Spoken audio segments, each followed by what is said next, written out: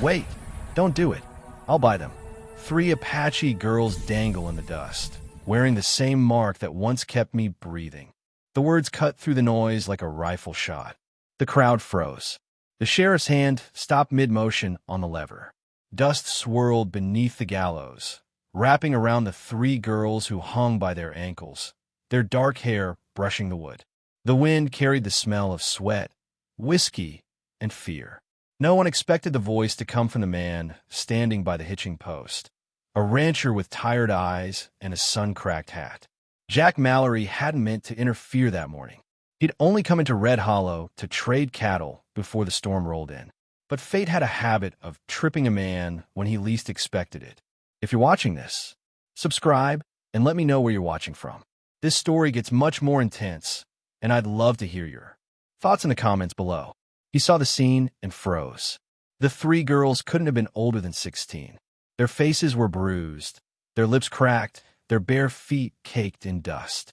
The sheriff and his men were drinking from a bottle, laughing about making examples. Jack's stomach twisted. He'd seen this before, soldiers calling it justice while burning villages to the ground. The sheriff squinted at him, his tone thick with mockery. "You'll what, stranger?" Jack dismounted slowly, the leather creaking under his boots. He tossed his rifle to the ground and reached for his purse. "You heard me. I'll pay whatever fine you think they owe." The crowd muttered. A few men snickered. "Ain't for sale," the sheriff said with a smirk. Jack's hand dropped to his revolver. Everything's for sale in Red Hollow. Silence fell. Even the hangman froze. The sheriff's grin faltered. For a long moment, no one moved. Then he gave a shrug and spat in the dirt. "Fine. $10 each. You're a fool, rancher." Jack didn't blink. He counted 30 silver dollars into the sheriff's palm, each clink echoing louder than thunder. The sheriff pocketed them, waved his men away, and the ropes were cut. The girls fell hard to the ground, gasping for breath. One of them looked up at Jack, her eyes fierce despite the pain. That was when he saw it. The faint mark burned into her shoulder, a crescent shape like a hawk's wing. His heart stumbled. He had that same mark, hidden under his sleeve, carved into his own skin years ago. A memory flashed, a canyon, blood, and a young Apache girl leaning over him, whispering in broken English, "Hawk protect you." And now here she was, hanging moments from death. Jack swallowed hard. "Let's go," he said softly. The sheriff barked a laugh behind him. "Hope they're worth it, cowboy." He didn't answer. He just lifted the oldest girl gently to her feet, then helped the others onto his wagon. The crowd watched in silence as he rode out of town, the storm clouds crawling closer from the west. Hours later, lightning flashed across the prairie. The wind howled through the wagon boards. The 3 girls huddled beneath an old coat that smelled of horses and smoke. Jack didn't speak for miles. What could he say? He wasn't a hero, just a man trying to make peace with the ghosts he'd left behind. When the thunder softened, the oldest girl finally spoke. Her voice was quiet but steady. "Why you save us?" He gripped the reins tighter. "You saved me first," he said. She turned her head, eyes sharp through the dark. "You soldier in Canyon." He nodded slowly. "Your people found me, nursed me. Your father, the Hawk Chief." She didn't reply, just stared at him like she was searching for truth. Her sisters leaned against her shoulders, shivering. The rain thickened, drumming on the wagon top. Jack glanced at the mark on her arm again, the same one burned into his own. He didn't know what fate had planned by crossing their paths again, but one thing was clear: mercy had a price, and he'd just paid the down payment. The storm rolled in heavy that night, sky cracked open with thunder that shook the earth. Jack's wagon creaked along the muddy trail, the wheels slipping in the wet clay. Inside, the 3 girls huddled together, their faces ghost pale in the flickering lightning.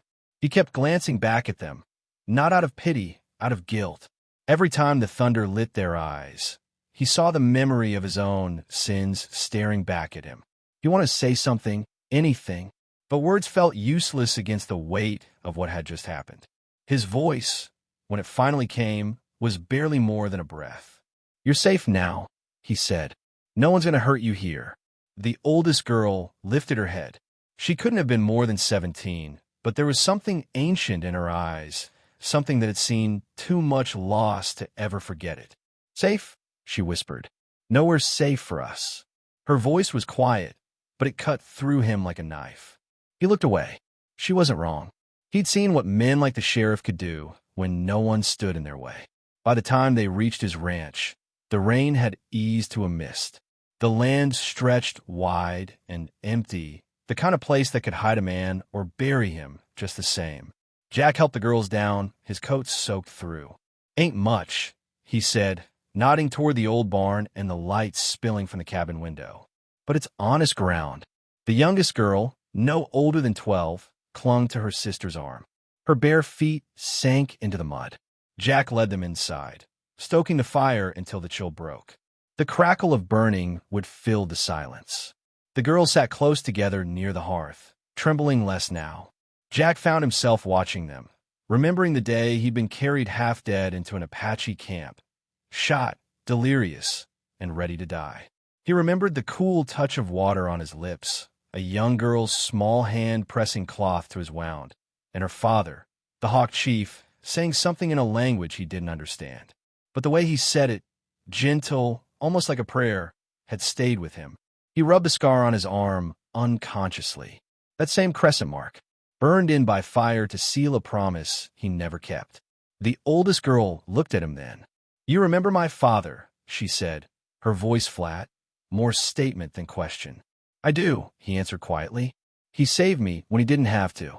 Her dark eyes narrowed slightly, testing him. "He died for saving men like you." The air thickened. Jack lowered his gaze. "I know," he said, "and I'll never forget it." She didn't reply, just stared at the fire, her hands tightening around her sister's. Outside, the wind moaned across the plains, brushing the roof like a warning. He made them warm soup, what little he had, and placed it in front of them. The youngest smiled shyly, whispering a small thank you. The sound of it almost broke him. It had been so long since he'd heard a word spoken without suspicion or anger. When he finally lay back in his chair, exhausted, the oldest girl was still awake, watching him. There was no fear in her eyes now, only something sharper, curiosity, maybe even doubt. He nodded slightly toward her. "You got a name?" She hesitated before answering. "Maya," she said softly. "My sisters, Lena and Rose." "Pretty names," he murmured, his voice already fading into the rhythm of the fire. Maya kept watching him long after his eyes closed. There was something about him, something that didn't fit with the other she'd known. He was rough, scarred, but his kindness felt uneasy, like a man trying to fix something broken inside himself. Outside, thunder echoed one last time before drifting away across the desert.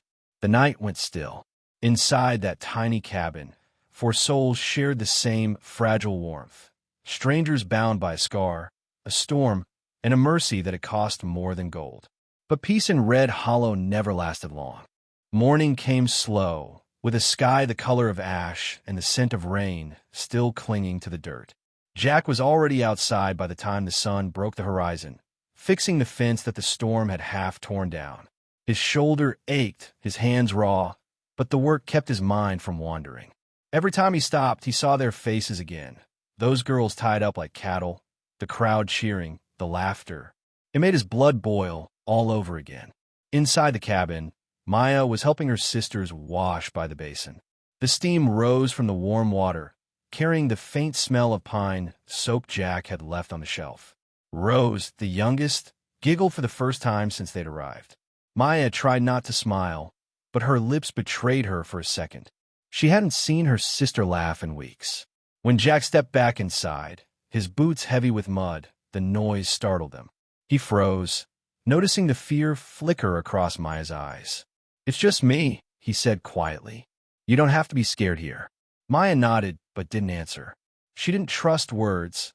They'd betrayed her before. Jack pulled a loaf of bread from the table, tore off a piece, and handed it to Lena. "Eat," he said softly. "You need your strength." Lena took it with both hands like it was something sacred. "Thank you," she whispered. For a moment, everything felt almost peaceful. The fire popped softly in the hearth, and outside, the sound of crows echoed over the empty fields. But that quiet didn't last. By midday, smoke curled on the horizon. Dark, heavy, and rising fast. Jack's heart sank. He knew that kind of smoke, town smoke, trouble smoke. Maya saw it too. "They coming?" she asked, voice calm, but her hand gripping the edge of the table. "Yeah," Jack said. "Looks that way." He stepped out to the porch, hand shading his eyes. The wind carried faint sounds. Horses, the jingle of metal, men shouting. They were coming from Red Hollow. The sheriff wasn't about to let a rancher make him look weak in front of the town. Jack went inside and grabbed his rifle from the wall. The girls followed him with their eyes. "Pack what you can," he said. "If they find you here, they'll drag you back." Maya shook her head slowly. "We don't run anymore." He turned to her. "You don't understand. These men—" "Understand," she interrupted. Her voice was steady now, almost fierce. "They take our people. They take our homes. If we run, they keep taking. Not again." He looked at her, really looked, and saw that same fire he'd seen years ago in her father's eyes. The Hawk Chief, standing proud against rifles and soldiers, refusing to bow. "You'll fight?" Jack asked quietly. She nodded. "We fight." He stared at her for a long time, then finally nodded. "All right then. We fight." He taught them quickly how to load, how to aim, how to stay low. His shoulder burned with every movement, but he didn't stop. Maya moved like someone who'd been waiting her whole life for this moment. The knife she'd hidden under her skirt gleamed in the light. By the time the riders appeared on the ridge, the land was dead quiet. Jack stood by the gate, rifle in hand, the girls hidden in the tall grass. The sheriff rode at the front, his badge glinting in the sun. "You can't keep what ain't yours, Mallory," he shouted. Jack raised his rifle, just enough for the message to be clear. "You'd be surprised what a man can keep when he's done running." The sheriff spat. "Step aside." Jack's voice didn't shake. "No." For a long moment, no one moved. Then one of the riders fired a warning shot. The sound shattered the silence, and with it, peace. The first bullet tore into the fence post beside Jack. He ducked, firing back, the blast echoing across the open land. Maya and her sisters moved like shadows, crawling through the grass, using the storm-darkened sky for cover. Rose stumbled and fell, clutching her leg, but Maya dragged her toward the barn. Jack's world narrowed to noise, gunfire, shouts, the thud of boots. The sheriff's men outnumbered him 5-1, but he didn't care. Not this time. He wasn't fighting for land anymore. He was fighting for something that felt bigger, a promise made in blood and silence years ago, now coming due. The gunfire echoed through the valley, sharp and hollow like thunder that refused to die. Jack's shoulder burned from the recoil, smoke curling around him as splinters flew from the fence post. He reloaded, breath ragged, eyes scanning through the haze. The sheriff's men were closing in, faces half hidden behind their bandanas, guns glinting in the harsh sun. He could hear Maya shouting from the barn, her voice fierce but trembling. "Rose, stay low." Her hand shook as she helped her little sister crawl behind a stack of hay bales. The girl was crying quietly, clutching her bleeding leg. Maya tore a strip from her own dress and tied it around the wound, whispering something soft in her native tongue, a prayer maybe. Jack caught sight of them from across the yard. Something twisted inside him. Fear, anger, guilt all tangled together. He wanted to yell for them to stay hidden, but before he could, a bullet snapped past his ear, shattering the wood behind him. He ducked, fired again, until his rifle clicked empty. The air stank of smoke and dust and sweat. For a moment, there was no sound but his own heartbeat pounding in his ears.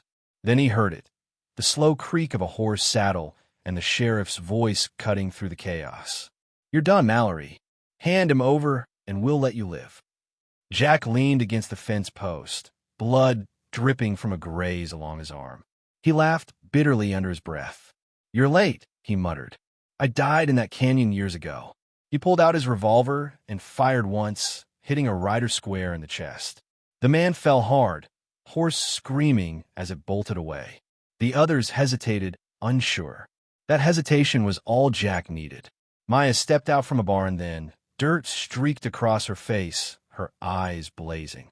She carried the hangman's rope from Red Hollow. the same one that had nearly ended her life. She swung it like a whip, the end snapping against a rider's hand. He yelped, dropping his gun. Another turned his horse to flee, shouting something about witches. The storm clouds above them cracked open, thunder rolling like a drum.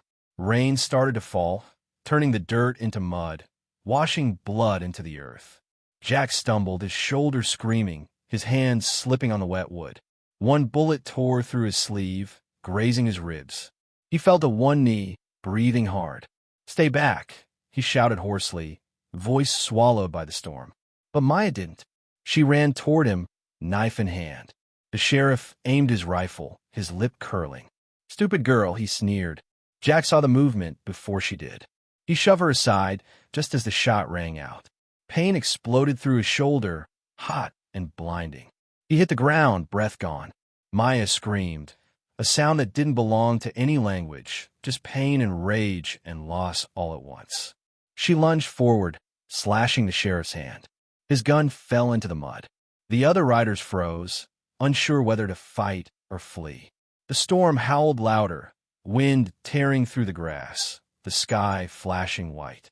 Maya lifted the rope again, rain dripping from her fingers. "We are not yours," she shouted. "Not slaves, not cattle." Her voice carried across the fields, raw and trembling. Something in that sound broke the men. One by one, they turned their horses and rode off into the rain, leaving their leader kneeling in the mud, clutching his bleeding hand. He glared at her, hate burning in his eyes, but he didn't shoot. Not this time. He climbed on his horse and disappeared into the storm. Silence fell, broken only by the rain. Maya dropped to her knees beside Jack. His face was pale, lips pressed tight against the pain. "Don't you die," she whispered fiercely, pressing her hand against the wound. "You hear me? Don't you die for me." He tried to smile, but his breath came in shudders. "Wouldn't be the first time," he murmured. She blinked back tears. "Why you do this?" His voice was fading. "Because someone once told me, mercy always comes back around." The rain poured harder, washing the blood from his shirt, from her hands, from the rope still clutched between her fingers. In the distance, the last echo of thunder rolled away, leaving only the quiet beat of hearts still alive. Days passed slowly after the gunfight. The land, still damp from the storm, began to breathe again. Wildflowers peeked through the mud near the fences, and the air smelled faintly of rain and smoke. Jack's wound healed in stubborn silence. Maya cleaned it every morning without saying much, her touch gentle but distant, like someone tending to a stranger she didn't quite forgive. He watched her sometimes from the porch, how she moved with quiet strength, carrying water from the well, teaching Rose how to grind corn with a stone, brushing Lena's tangled hair as the sun went down. There was a calm in her that didn't belong to this world, a stillness born from pain that had burned too long. Jack tried to help where he could, though his shoulder still ached whenever he lifted anything heavier than a hammer. He fixed fences, mended saddles, anything to keep his hands busy. But no work could drown the guilt that clawed at him each night. He'd once fought in the same uniform as the men who destroyed her home. No matter how many fences he fixed, that truth stayed broken. One evening, as the sky turned deep orange, he found Maya sitting by the edge of the corral, her fingers tracing lines in the dirt. Rose and Lena had already gone inside. He walked up slow, his boots crunching against the dry ground. "You girls settling in okay?" Maya didn't look up. "You mean are we getting used to cages?" He stopped, her words cutting sharper than she meant them to. "This isn't a cage," he said quietly. She turned her head then, eyes dark and steady. "Everything with fences is cage to us." He didn't argue. He just nodded and sat down beside her. The silence between them stretched, heavy but not hostile. The wind whistled through the tall grass, carrying the distant call of coyotes. After a while, she spoke again, her voice softer this time. "My father said one day the earth remember who walk gentle and who take too much." Jack looked at her, the fading sunlight glinting off his unshaven face. "And what does it remember about me?" She studied him for a moment. "Not sure yet," she said honestly. He laughed, but it wasn't a happy sound. "Fair enough." Maya glanced at his arm where the old scar shaped like a hawk's wings still showed. You still carry that mark, she said. Why? He looked down, rubbing at it. Guess it reminds me I owed a life I never paid back. You pay now, she said quietly. But not for us. For yourself. He didn't reply, just stared out at the fading light. Something in her words struck deep. She was right. Saving them hadn't been redemption. It was survival of the soul. When the night fell, they sat there together, the silence between them turning into something softer. For the first time, Jack didn't feel like he was carrying his guilt alone. Inside the cabin, Rose's laughter broke through the dark. Maya smiled faintly. She forgets fast, she said.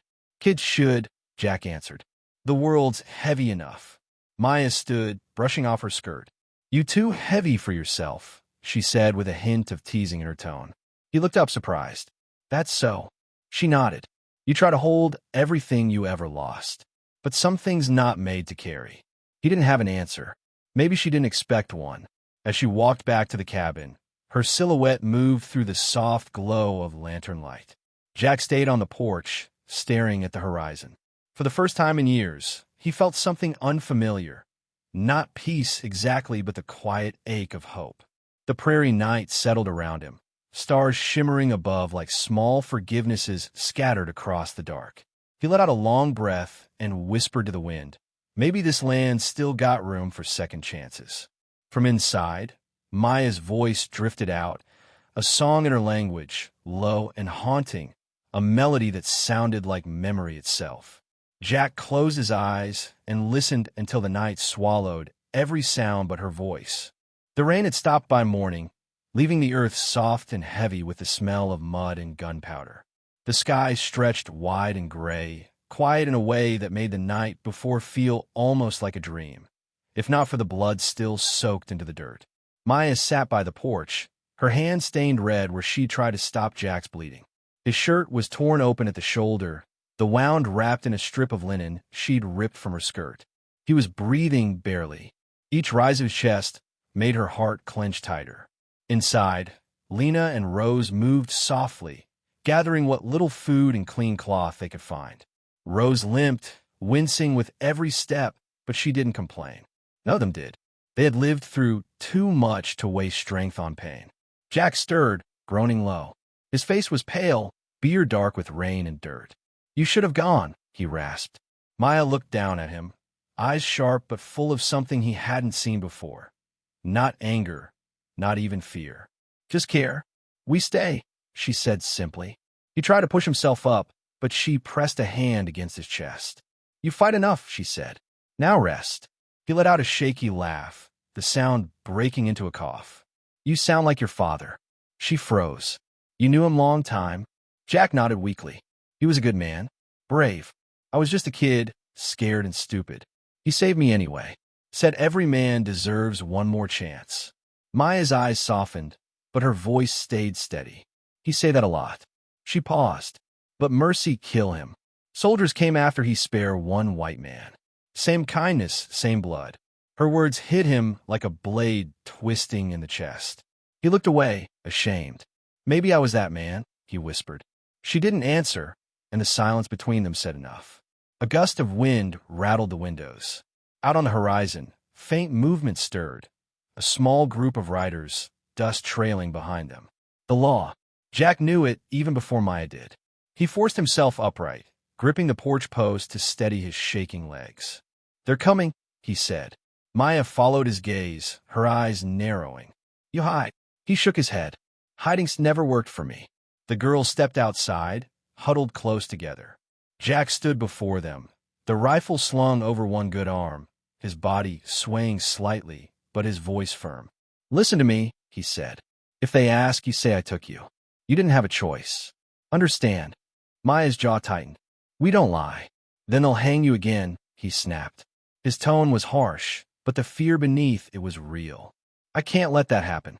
She stared at him, her eyes wet now. You think saving us mean you decide who we are? You're not our savior, Jack. You just man who remembered too late what right means. He swallowed hard, looking down. Maybe, he said softly, but I'll still stand here between you and them. The riders grew closer, their voices carried by the wind. Jack turned, limping toward the gate. Every step sent fire up his wounded arm, but he didn't stop. The girls stood behind him, silent. When the lawman reached the fence, the one in front, a federal marshal by the look of his badge, called out, "Heard there was trouble out this way. You Jack Mallory?" Jack nodded once. "That's me." The marshal's gaze swept over the yard. The bullet holes, the bodies half buried in the mud, the Apache girls standing quiet behind the porch. His hand hovered near his holster. "Sheriff said you killed his men." Jack's voice was steady low. "They came to kill children." The marshal's eyes narrowed.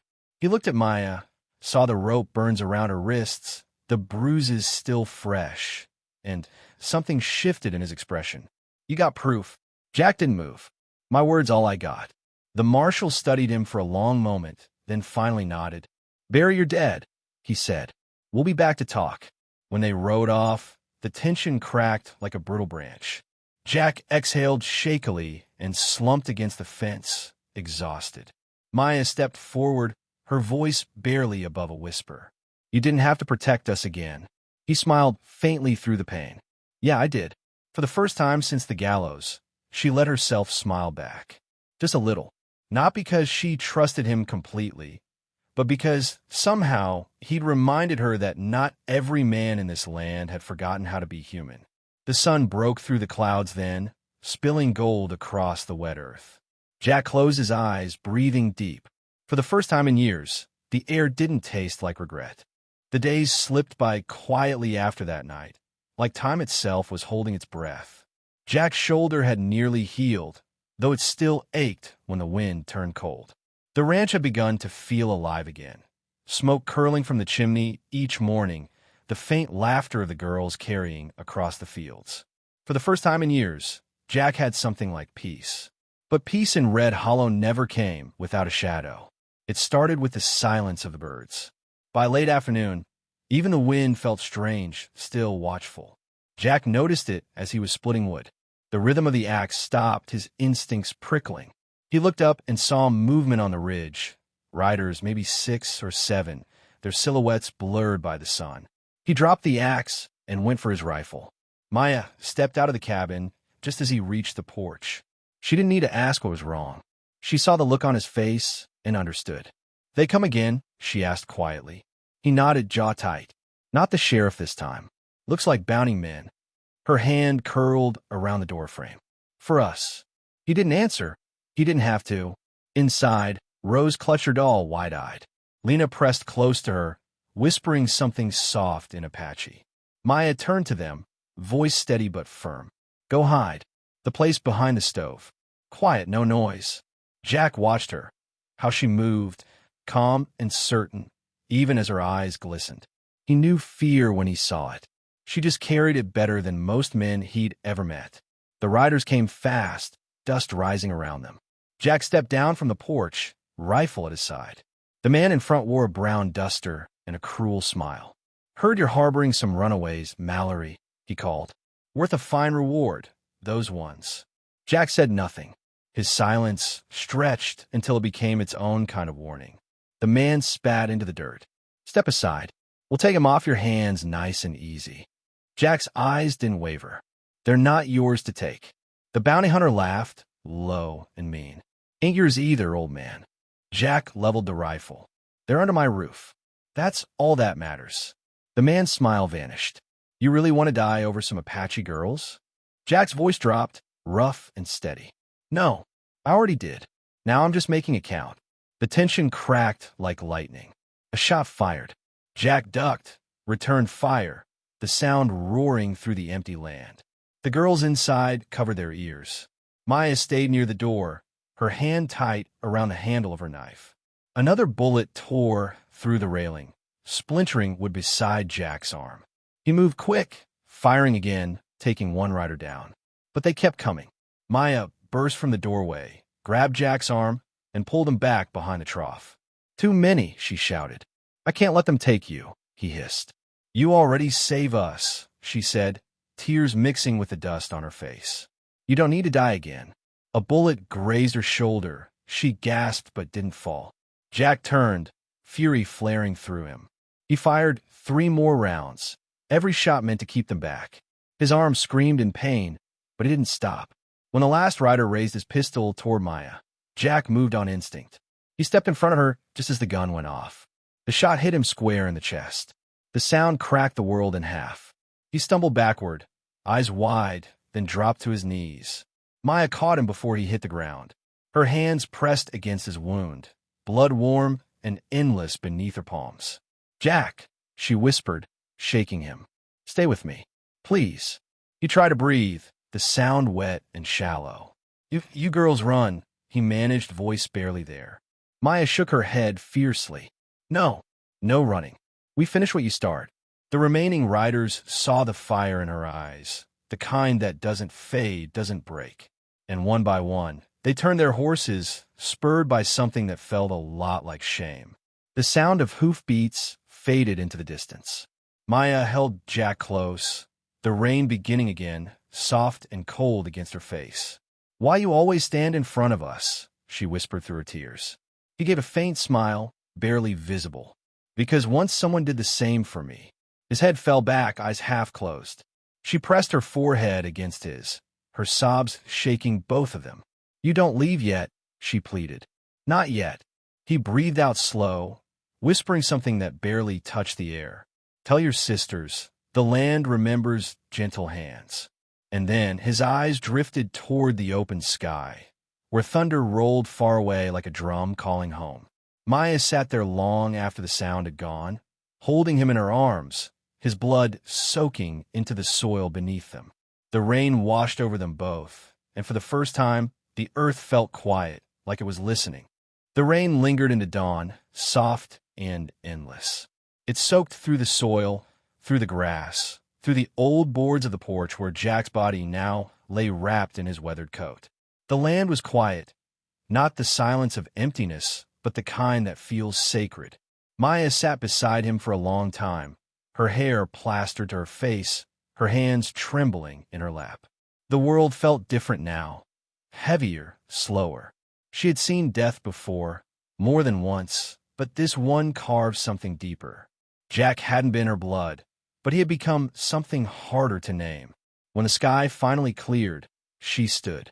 Her eyes were red, but there was a strange calm in them, the kind born when pain has burned itself out.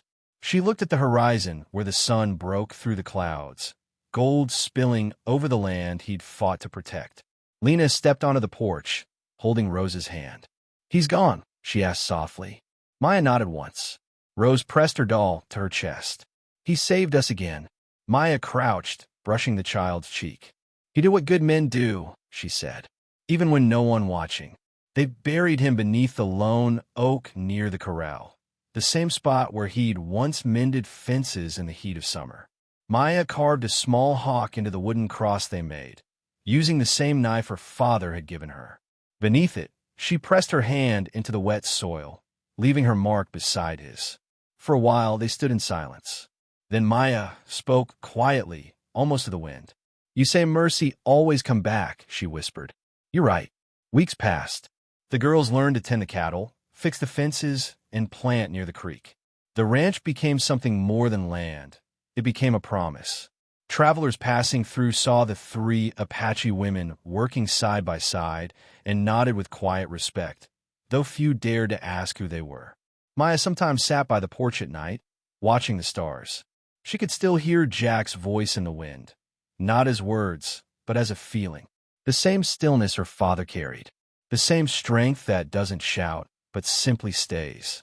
One evening, Lena brought her the small tin box they'd found in the cabin, Jack's things. Inside was a faded photo of a young soldier and a folded piece of paper, yellowed with time. Maya opened it gently. The handwriting was rough, uneven, but the words were clear. "If this land ever remembers me, I hope it's for the good I tried to do when it was hardest." Maya read it twice, then folded it back carefully and set it on the table. The wind slipped through the open window, brushing her hair. "I remember," she whispered. "We remember." Outside, the prairie stretched endless and alive, green again after the rain. The world hadn't changed much, but for the first time, Maya believed it could. Because one man, broken, scarred and stubborn, had chosen mercy over hatred. And in doing so, he'd left behind more than a grave. He'd left a seed. The hawk mark on her arm caught the last light of the sunset, glowing faintly like fire. She smiled, looking toward the horizon. "Rest easy, Jack," she said softly. "This land forgive you. And maybe it forgive me too." The wind carried her words out across the plains, over the hills, into the same wide sky that had watched them all along. Because mercy, real mercy, never dies with the one who gives it.